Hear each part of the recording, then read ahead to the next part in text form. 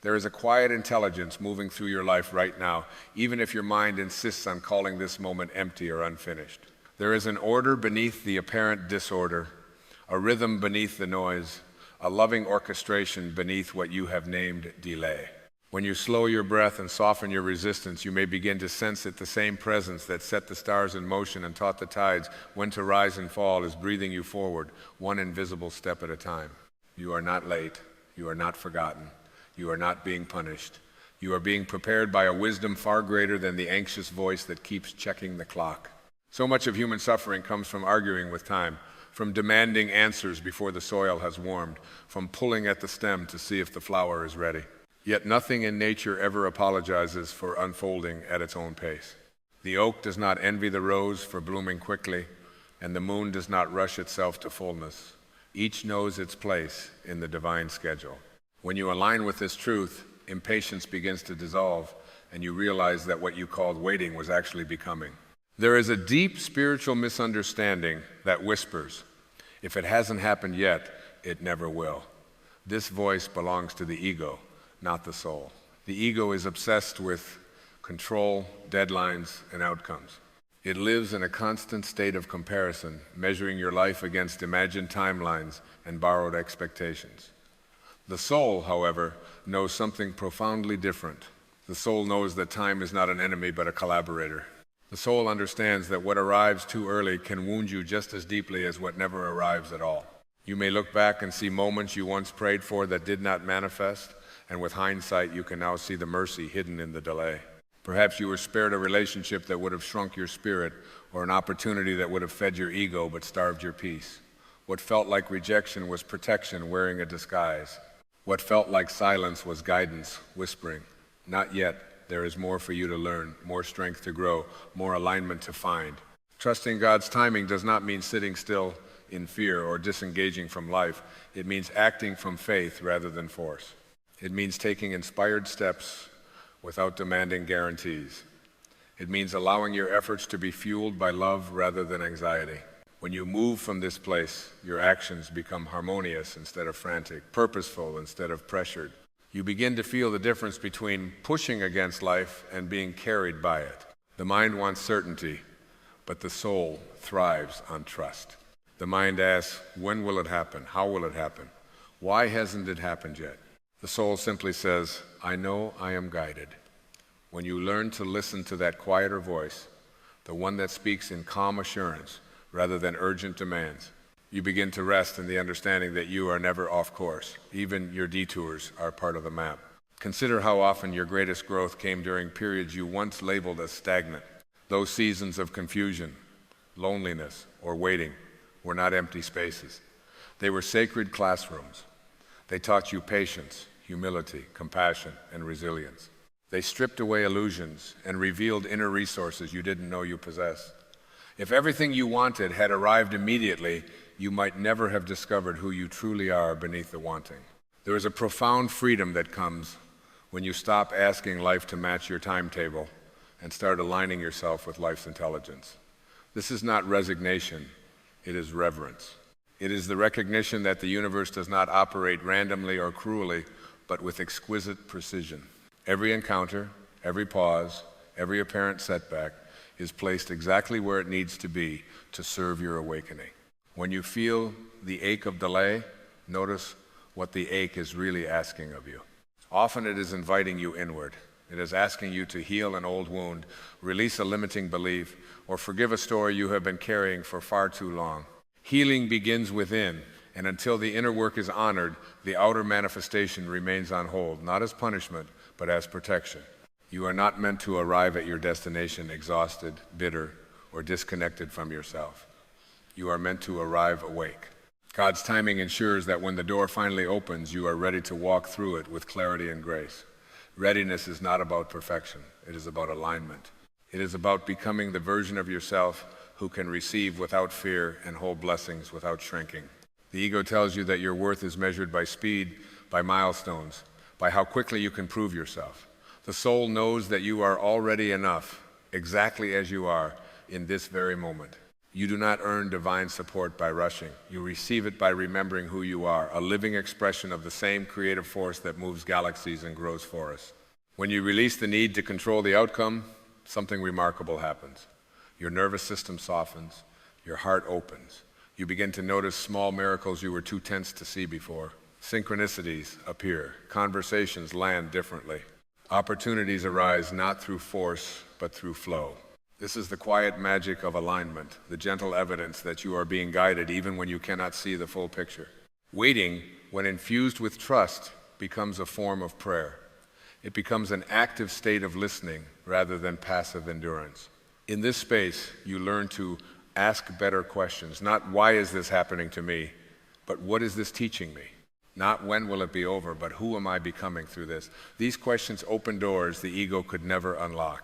There are no justified resentments in the eyes of the soul, only invitations to forgive and grow. When you cling to resentment about timing, resentment toward people, circumstances, or even God, you anchor yourself to the past. Forgiveness loosens that grip. It frees your energy to move forward unburdened. Forgiveness is not approval of what happened. It is a declaration that you choose peace over prolonged suffering. Living in the now does not mean abandoning your dreams. It means trusting that the now is the doorway through which every dream must pass. The present moment is where alignment happens, where guidance is received, where peace is available.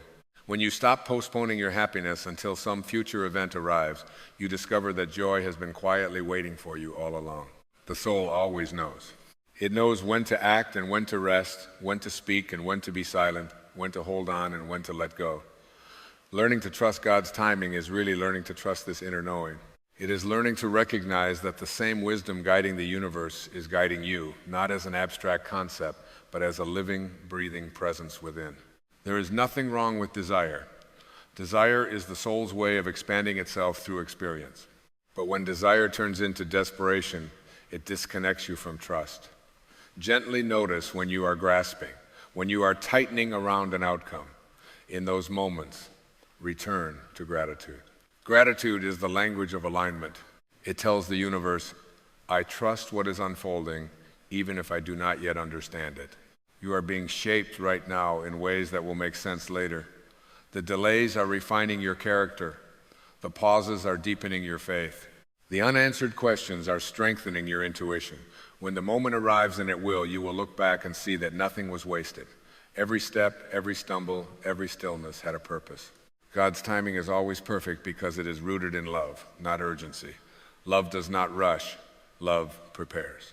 Love ensures that when something enters your life, it supports your growth rather than sabotaging it. Trusting this timing is an act of spiritual maturity. It is the recognition that you are part of something vast, intelligent, and benevolent. You are not behind. You are right on time for the lesson your soul chose to learn. You are right on time for the strength you are building. You are right on time for the awakening that is quietly unfolding within you. And when the blessings you have been praying for finally arrive, you will understand that they came not a moment too late, but precisely when you were ready to receive them fully. Until then, breathe, soften, stay present. Let go of the illusion that you must hurry to be worthy. Trust that you are being guided, protected, shaped, and prepared. In the stillness of this moment, remember God is in control, and you are held in perfect timing. And as you remain with this awareness, something subtle yet powerful begins to shift inside you. The urgency that once tightened your chest starts to loosen, replaced by a quiet confidence that does not need evidence to exist. This confidence does not shout, it whispers. It does not demand, it allows. It arises when you finally realize that life is not something happening to you, but something unfolding through you.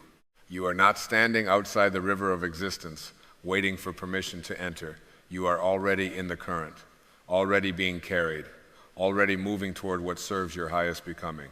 There is a profound peace that arrives when you stop interpreting uncertainty as danger. The mind has been trained to believe that not knowing is a threat, but the soul understands that not knowing is sacred space. It is the womb of creation, the fertile darkness, where new possibilities gather strength before taking form. When you can sit comfortably in that space without rushing to label it or escape it, you align yourself with the same creative intelligence that formed everything that ever was. In this alignment, you begin to notice that guidance rarely arrives as a loud command or a dramatic sign. More often, it comes as a gentle nudge, a subtle resonance, a quiet feeling of rightness that cannot be explained but can be trusted. It may show up as a closed door that redirects you, a delay that saves you, or an unexpected invitation that stretches you beyond your comfort zone. None of it is accidental. Each moment is part of a conversation between your soul and the infinite. When you truly trust God's timing, you stop needing life to prove itself to you. You no longer require constant reassurance that you are on the right path. You feel it in your body, in the way your breath deepens when you choose patience, in the way your heart softens when you choose faith over fear. This trust becomes a way of being, not something you turn on and off depending on circumstances. And in this way of being, you discover a remarkable truth. Your peace is not postponed. It is available now. It does not depend on the arrival of a person, an outcome, or a future version of yourself. Peace arises the moment you stop arguing with what is and start cooperating with what is unfolding. This cooperation does not mean passive acceptance of suffering. It means conscious participation in your own evolution.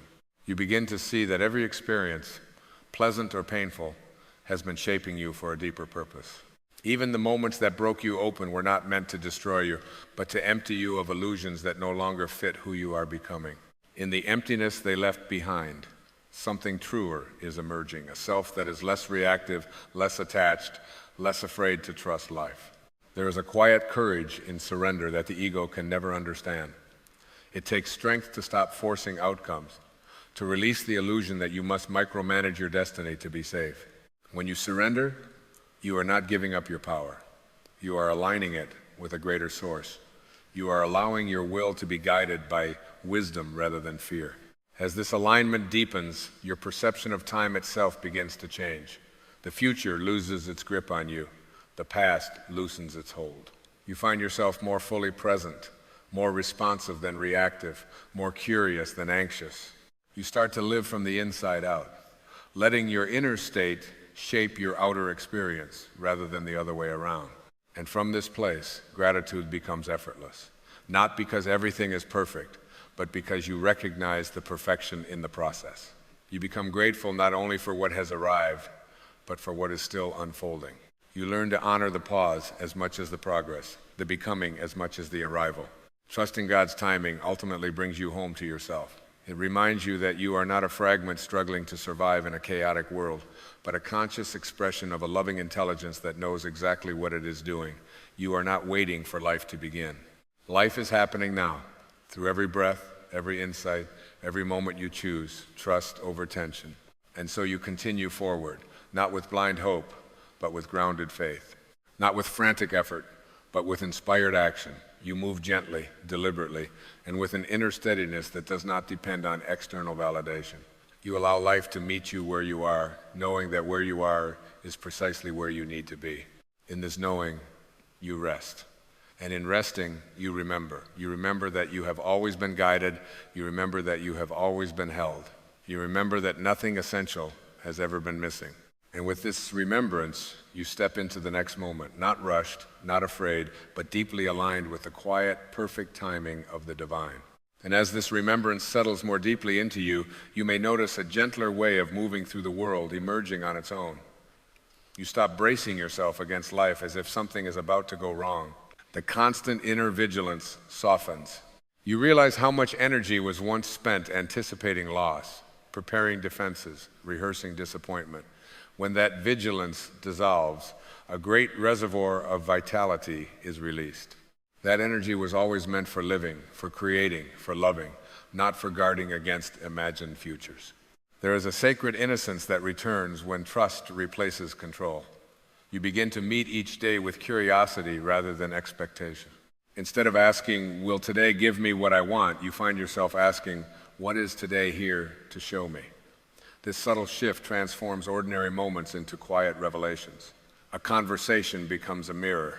A delay becomes a teacher. Even silence becomes meaningful, not as absence, but as presence waiting to be felt. You start to recognize that the divine does not rush because it sees the whole picture at once. What you experience as waiting is simply one thread being woven into a much larger design. From where you stand, you see only a small portion of the tapestry, and it can look unfinished, even chaotic. But step back far enough, and every color, every pause, every apparent misstep belongs exactly where it is. Trust grows when you accept that you do not need to see the entire design to be supported by it. In this space of acceptance, the need to compare your journey to anyone else's quietly fades. You see that no two paths are meant to look alike, because no two souls came here to learn the same lessons in the same way. Another person's timing has nothing to say about yours. Their chapter is not your measure. When comparison dissolves, envy loses its fuel, and what remains is respect for the uniqueness of every unfolding life, including your own. There is also a deeper compassion that arises, not only for others, but for yourself. You begin to forgive the moments when you doubted, when you rushed, when you tried to force what was not yet ready. You see those moments not as failures, but as part of your education in trust. Growth is rarely elegant while it is happening. It becomes graceful only in hindsight. As you live from this awareness, your relationship with effort changes. You still act, you still choose, you still participate fully in your life, but the frantic edge is gone. Action becomes a response to inner clarity rather than outer pressure. You do what feels aligned, and you release the rest. You understand that your responsibility is to show up with sincerity, not to dictate the outcome. There is a quiet joy in this way of living. It is not the loud excitement of instant gratification, but a steady contentment rooted in faith. You feel accompanied, even in solitude. You feel guided, even in uncertainty. This joy does not depend on circumstances lining up. It flows from the knowing that whatever comes will be met with inner resources you can trust. And perhaps the most profound realization of all begins to dawn on you now. The timing you have been waiting for is not just about external events. It is also about the timing of your own awakening. Certain truths could not be received until you were ready to hear them. Certain doors could not open until you were willing to walk through them without fear. The delay was not outside of you, it was within, gently preparing your awareness to expand. When this realization lands, gratitude deepens even further. You feel thankful not only for what is coming, but for who you are becoming in the meantime. You see that the waiting has shaped your character, refined your values, and softened your heart. It has taught you how to listen more carefully, how to trust more deeply, how to rest in uncertainty without losing yourself. So you continue forward now with a different quality of presence. You are less hurried, more attentive, less attached, more devoted. You move with a quiet reverence for the unfolding of your life, knowing that each step is guided by an intelligence that cannot fail. And in this knowing, you no longer ask time to hurry. You walk with it, trusting that every moment is arriving exactly when it should. And in this unhurried walking with time, you begin to feel a deeper intimacy with life itself. Moments no longer rush past you unnoticed. They seem to meet you as if they have been waiting for your full attention. You hear more. You feel more. Even the smallest details, a change in light, a breath of wind, the pause between words carry a quiet significance. Life stops shouting for your awareness because you are finally listening. There is a humility that comes with this listening, a gentle recognition that you do not have to be the author of every chapter to be an essential part of the story. You discover that guidance often reveals itself after you stop insisting on having the final say. The need to be right softens. The need to be certain loosens. What takes its place is a deep respect for the mystery that has always known how to move you forward. In this state, fear loses its authority. It may still visit, but it no longer governs. You see fear for what it is, a habit of the mind trained to protect you by predicting danger. You thank it for its concern, and then you return to trust. You return to the felt sense that you are supported by something vast and benevolent, something that does not abandon its creation halfway through the journey. And so, when obstacles appear, you meet them differently now. You no longer assume they are signs of failure. You pause and ask what refinement is being asked of you. Sometimes the obstacle is there to slow you down. Sometimes it is there to redirect you. Sometimes it is simply there to strengthen a quality within you that will soon be needed. Resistance turns into inquiry, and inquiry opens doors fear could never see. Your inner dialogue begins to change as well. The harsh voice that once criticized your pace softens into encouragement. You stop calling yourself behind, late, or incomplete. You begin to speak to yourself as life itself speaks to you, with patience, with faith, with an unwavering belief in your unfolding. This inner kindness becomes a powerful force. It allows you to grow without violence, to evolve without self-betrayal. As this kindness deepens, you notice something remarkable. You are no longer waiting for permission to be at peace. You stop postponing joy until circumstances improve. You allow moments of contentment to exist alongside uncertainty. You learn that peace is not the absence of questions, but the presence of trust while the questions remain unanswered. There is also a new relationship forming with silence. Silence no longer feels empty or awkward, it feels alive. In silence, you sense guidance rearranging itself within you. Answers arrive not as words, but as clarity. Decisions feel simpler, not because life is less complex, but because you are less divided within yourself. When inner conflict resolves, outer confusion begins to dissolve on its own. You start to understand that faith is not a belief you hold in your mind, it is a posture you hold in your being. It is the way you meet each moment without armor. It is the willingness to stay open even when outcomes are unknown. This faith does not make you passive, it makes you resilient. It allows you to bend without breaking, to wait without despair, to act without forcing. And slowly, almost imperceptibly, you realize that the sense of being on your way has been replaced by a feeling of arrival. Not arrival at a destination, but arrival in yourself. You feel rooted where you stand, even as life continues to move. You no longer need the future to validate the present. The present is enough. From this grounded place, gratitude turns into devotion. You move through your days with a quiet reverence, honoring the intelligence that has brought you this far. You trust that whatever unfolds next will do so with the same care, the same precision, the same love that has always guided you. You no longer rush the unfolding because you recognize yourself within it. And so the rhythm continues steady, deliberate, alive, each moment flowing into the next without strain, each breath reminding you that you are held, guided, and accompanied. You remain present, receptive, and willing. You do not need to hurry the miracle. You are living inside it now, moving in harmony with a timing that has never been against you and never will be. There comes a quiet moment in every life, often unnoticed, often disguised as exhaustion or longing, when the soul whispers a truth the mind has been avoiding. You were never meant to carry this burden alone.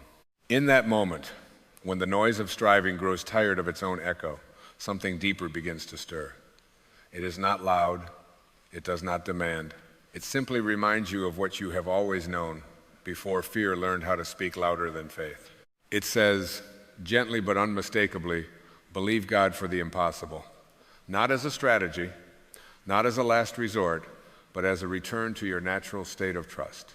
Faith is not something you manufacture when life falls apart. Faith is what remains when you stop trying to control the outcome. Most people misunderstand faith as hoping very hard for a particular result, as if God were a cosmic negotiator responding to intensity. But faith is not about convincing the universe to obey your wishes. Faith is about releasing the false idea that you were ever meant to run the universe in the first place. It is the deep inner knowing that there is an intelligence moving through all things, and that same intelligence is moving through you, not against you, not absent from you, but as you. When circumstances look impossible, the ego panics. It scans the evidence, measures the odds, revisits the past, projects the future, and concludes that there is no way forward. The ego survives by proof. It needs guarantees, timelines, and visible assurances. Yet every miracle that has ever unfolded in human history appeared first as an impossibility to the rational mind. If the path were obvious, it would not require faith. If the door were already open, you would not need courage to walk toward it. To believe God for the impossible is not to deny reality, it is to recognize that reality is far more expansive than the narrow lens through which fear interprets it. What you call impossible is often just the limit of your current perception. The infinite does not consult your resume, your past mistakes, your bank account, or your diagnosis before it moves. It moves according to laws that are invisible to fear but perfectly clear to trust. Trust in God shifts reality, not because God suddenly intervenes from afar, but because your alignment changes the way life flows through you. When you trust, you stop resisting. When you stop resisting, energy moves freely. And when energy moves freely, circumstances rearrange themselves in ways the logical mind could never predict. Trust is not passive. It is the most powerful form of participation there is, because it places you in harmony with the creative force rather than in opposition to it. Think for a moment about how much of your life has been shaped not by what actually happened, but by what you feared might happen. Fear is a master illusionist. It borrows images from the past and projects them onto the future, then convinces you they are facts. In doing so, it keeps you trapped in a story that feels real but has no creative power. Faith, on the other hand, lives only in the present moment. It does not argue with fear, it simply outgrows it. Letting go of fear is not an act of willpower. You do not defeat fear by wrestling with it. You release fear by understanding that it is not who you are. Fear is a habit of thought, not a truth of being. The moment you stop identifying with it, it loses its authority. You begin to see fear the way you see a passing cloud, noticed, acknowledged, but not obeyed. When you let go of fear, doors do not open because you force them open. They open because they were never locked in the first place. Fear convinces you that life is withholding from you, that God is distant, that miracles are rare exceptions reserved for others. Faith reveals a different reality, that life is continuously offering, that God is intimately present, and that miracles are simply natural expressions of alignment. A miracle is not a violation of natural law. It is a violation of the limited way you have been taught to see natural law. The universe is not a closed system of scarcity and struggle. It is an ever-unfolding field of intelligence responding to consciousness. When your consciousness shifts from fear to trust, from control to surrender, from doubt to belief, the field responds accordingly, not as a reward, but as a reflection. Belief is not pretending everything is fine while ignoring pain. Belief is choosing to anchor your identity in something deeper than circumstances. Pain may visit, but it does not get to define you. Loss may occur, but it does not get to dictate your worth or your future. Faith says, even now, even here, even in this uncertainty, I am held, I am guided, I am not abandoned by life, I am being shaped by it. Surrender is often misunderstood as weakness, as giving up, as resignation. In truth, surrender is the highest form of strength because it requires the courage to release the illusion of control. Surrender does not mean you stop taking action. It means your actions are no longer driven by panic. They are inspired rather than forced. They arise from listening rather than pushing. When you surrender, you stop asking, how will this work? And begin asking, what is being asked of me right now? That subtle shift changes everything. The mind wants the whole map. The soul needs only the next step. Faith is not about seeing the entire staircase. It is about trusting the step you are on. Aligning your thoughts with divine purpose does not require complex rituals or perfect behavior. It begins with noticing what you consistently tell yourself about who you are and what is possible. Every thought is either a bridge toward trust or a wall built by fear. When you choose thoughts that affirm connection rather than separation, you tune yourself to a higher frequency of experience. Divine purpose is not something imposed upon you from outside. It is an expression of what you already are. You were not created to struggle your way into worthiness. You were created from worthiness itself. The moment you accept that, your life begins to reorganize around that truth. Opportunities appear not because you chase them, but because you finally became receptive to them. Believing God for the impossible means believing that your life has meaning beyond what you can currently see. It means trusting that delays are not denials, that obstacles are not punishments, and that uncertainty is not evidence of failure. Often, the very conditions you are resisting are the conditions required to awaken a deeper level of faith within you. Consider how often you have prayed for clarity when what was actually being offered was trust. Consider how often you asked for strength when what was being invited was surrender. Life is not testing you to see if you are worthy of miracles. It is guiding you toward remembering that you are already an extension of the miraculous. The moment you stop begging life to prove itself to you and start trusting yourself to move with life, everything shifts. You become less concerned with outcomes and more attuned to alignment. You begin to notice guidance in subtle places, in intuition, in timing, in conversations that arrive unexpectedly, in doors that close not to punish you but to redirect you. Faith does not remove challenges, it transforms your relationship with them. What once felt like evidence of abandonment begins to feel like evidence of preparation. You realize that you were never meant to figure everything out before moving forward. You were meant to move forward so that understanding could meet you along the way. There is a divine rhythm moving through your life, whether you cooperate with it or not. When you resist it, it feels like struggle. When you align with it, it feels like flow. Belief is the bridge between those two experiences. Not belief as dogma, but belief as trust in the intelligence that breathes you, thinks through you, and loves through you. You do not activate faith by trying harder. You activate faith by softening, by loosening your grip on how things must look, by releasing the need to be right, to be in control, to be certain. Faith begins the moment you allow yourself to be supported. And perhaps the most radical realization of all is this: the God you are being asked to trust is not separate from you. It is not watching from a distance, deciding whether you deserve assistance. It is the very awareness reading these words, the quiet presence behind your thoughts, the life force animating your breath. To trust God is, ultimately, to trust the deepest part of yourself. When you believe from that place, impossibility loses its meaning. What remains is a quiet confidence, a steady openness, a willingness to walk forward even when the path is not fully lit. And in that willingness, miracles do not arrive with fanfare. They unfold naturally, gently, often in ways you could not have imagined, but recognize instantly as right. So step out in faith, not because you are certain of the outcome, but because you are certain of the source. Release fear, not by fighting it, but by outgrowing it. Align your thoughts, not with what has been, but with what is eternally possible. And trust deeply, calmly, unwaveringly, that when you believe God for the impossible, you are not asking life to bend to your will. You are finally allowing yourself to bend into the truth of who you have always been.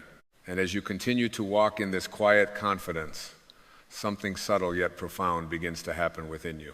You notice that the urgency you once felt to prove yourself, to justify your worth, to defend your choices, starts to dissolve. You are no longer negotiating with life, you are cooperating with it. The need to be validated from the outside fades because you are finally anchored in an inner yes that does not require permission. This is the gentle power of faith, working not as spectacle, but as transformation.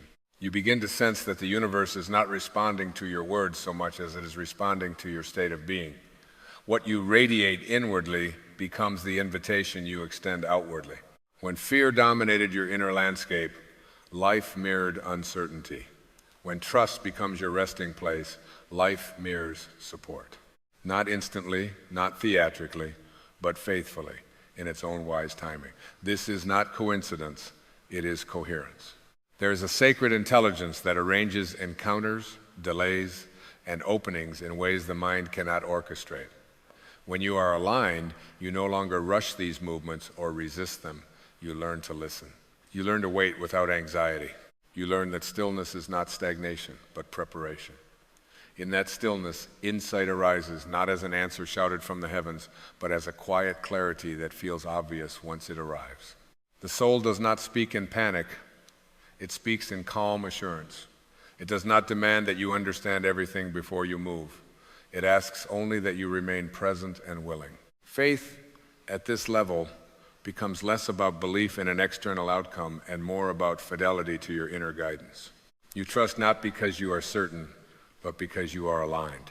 As this alignment deepens, you may notice that what once felt impossible no longer intimidates you, not because the challenge has vanished, but because your identity has shifted.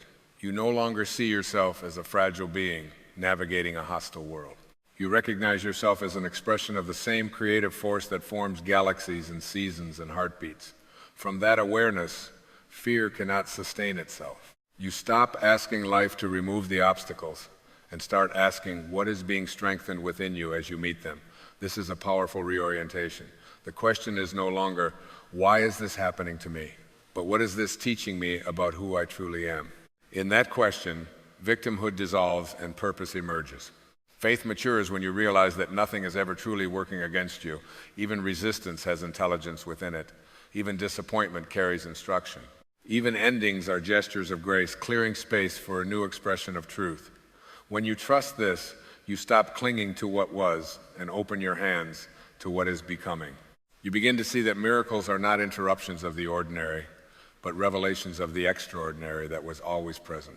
They occur when perception shifts, when the veil of fear lifts just enough for you to recognize the abundance that has been quietly surrounding you all along. Often, the miracle is not the sudden change of circumstances, but the sudden change of self. From this place, gratitude arises naturally, not as a forced practice, but as a state of awareness. You feel grateful not only for what pleases you, but for what refines you. Gratitude becomes your way of saying yes to life as it is, trusting that life knows how to lead you home to yourself. And in that yes, you discover a freedom that does not depend on conditions. A peace that does not require certainty, a joy that is not postponed until everything is resolved. This is the freedom of surrender, where you no longer resist the flow of existence, but move with it, guided by something wiser than fear. You realize then that faith was never about changing God's mind, it was about changing your own. It was about releasing the small, constricted story of who you thought you were and stepping into the vast, compassionate truth of who you have always been. In that truth, nothing is wasted, nothing is random, nothing is beyond redemption. So you keep walking, not hurried, not hesitant, but open. You trust the unfolding even when the path curves out of sight. You trust the silence as much as the answers. You trust yourself to listen, to respond, to align again and again. And in this ongoing trust, life meets you with a quiet affirmation that needs no explanation. This is what it means to believe God for the impossible, not as an event you wait for, but as a way of being you live from. It is the steady remembrance that you are guided, supported, and deeply loved by the same intelligence that dreamed you into existence. And as you rest in that remembrance, you no longer strain to make life work. Life begins effortlessly and faithfully to work through you. And as life begins to work through you rather than against you, you sense a gentler rhythm guiding your days. The frantic effort to anticipate every outcome softens, replaced by an attentiveness to what is actually here. You notice how each moment carries its own intelligence, how guidance often arrives disguised as simplicity. Faith, you realize, is not dramatic, it is steady, it is quiet. It is the willingness to be present without needing to control the story. In this presence, the past loosens its grip. Memories that once defined you begin to lose their emotional charge, not because they were denied, but because they were understood. You see now that the past was never a verdict, it was a classroom. Each experience shaped your capacity to trust, to forgive, to listen more deeply. Nothing you lived through was a mistake. It was preparation for this moment of awareness. And the future, which once loomed as a source of anxiety, starts to feel like an open field rather than a narrow corridor. You stop projecting fear forward and begin to extend faith instead. You understand that the future does not need to be managed, it needs to be welcomed. When you meet it with openness rather than apprehension, it responds in kind. There is a deep relief that comes from realizing you do not have to earn grace. You do not have to prove your worth to life. You were never placed here to be judged by your productivity or measured by your outcomes. You were placed here to remember, to express, to awaken. Faith reconnects you to that original intention. You begin to trust your inner nudges, those subtle impulses that guide you toward certain conversations, certain pauses, certain changes. You stop dismissing intuition as coincidence and start honoring it as communication. The more you listen, the clearer it becomes. Guidance multiplies when it is respected. At times, the path will still feel uncertain. Faith does not eliminate mystery, it sanctifies it. You learn to sit comfortably in not knowing, to let questions remain open without rushing to close them. In that openness, insight ripens naturally. Answers come not as conclusions, but as understandings that integrate quietly into your being. You notice that when fear arises, and it may still arise, you no longer identify with it. You observe it with compassion, understanding that it is simply an old habit of thought asking for reassurance. You do not push it away, nor do you let it steer. You acknowledge it, then return your attention to trust. This gentle redirection is an act of self-respect. As trust deepens, you find yourself extending it outward as well. You become less reactive to others' behavior, less inclined to judge or defend. You see that everyone is navigating their own fears, their own awakenings. Compassion becomes easier when you recognize that the same intelligence guiding you is guiding all beings, even when it appears hidden. This compassion does not weaken you. It strengthens you. It frees you from the burden of resentment, from the exhausting need to be right. Forgiveness emerges not as a moral obligation, but as a natural consequence of understanding. You forgive because you no longer want to carry what weighs you down. In this lighter state, creativity flows more freely. Ideas arrive without force. Solutions present themselves without strain. You discover that inspiration thrives in an atmosphere of trust. When you stop gripping life tightly, it offers you more than you could have planned. Faith, at this stage, becomes embodied.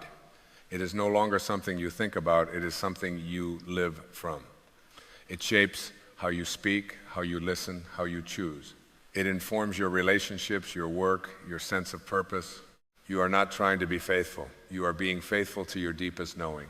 And perhaps most importantly, you realize that believing God for the impossible was never about reaching some distant peak. It was about returning again and again to alignment. It was about remembering that you are not separate from the source of life, that you are a participant in its unfolding, a vessel through which it expresses. So you continue, not with certainty, but with confidence, not with guarantees, but with grace. You trust the unseen currents carrying you forward. You trust the pauses as much as the progress. You trust that what is meant for you cannot miss you, and what misses you was never meant to define you. In this trust, you find rest. In this rest, you find clarity. And in this clarity, you recognize the quiet miracle that has been unfolding all along, the awakening of a self that no longer lives in fear of life, but in partnership with it. And in that partnership with life, you begin to feel a deeper sense of reverence for the ordinary moments that once slipped past unnoticed, the way light enters a room, the cadence of your own breath, the simple fact that you are here, aware, alive, and capable of choosing trust again. These moments no longer feel small. They feel sacred, as if life is quietly reminding you that meaning was never hidden in grand outcomes, but woven into presence itself. You start to sense that faith is not something you turn on only when things are difficult. It becomes the atmosphere you live in, the lens through which you experience both ease and challenge. When something unfolds smoothly, you receive it with gratitude rather than entitlement. When something resists, you meet it with curiosity rather than despair. This balanced openness keeps your heart available, unguarded, and responsive. There is a subtle courage that emerges from this way of living. Not the loud courage of defiance, but the steady courage of authenticity.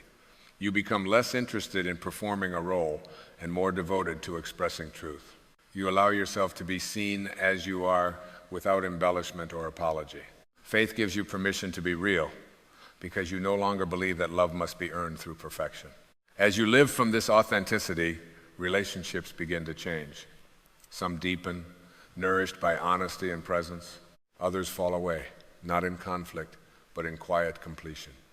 You understand that not every connection is meant to last forever, and not every ending is a failure. Trust allows you to honor what was without clinging to what is no longer aligned. You also notice how often life has been guiding you through subtle invitations rather than forceful demands, a feeling that it is time to rest, a sense that it is time to speak, a quiet knowing that something must be released to make room for what is next.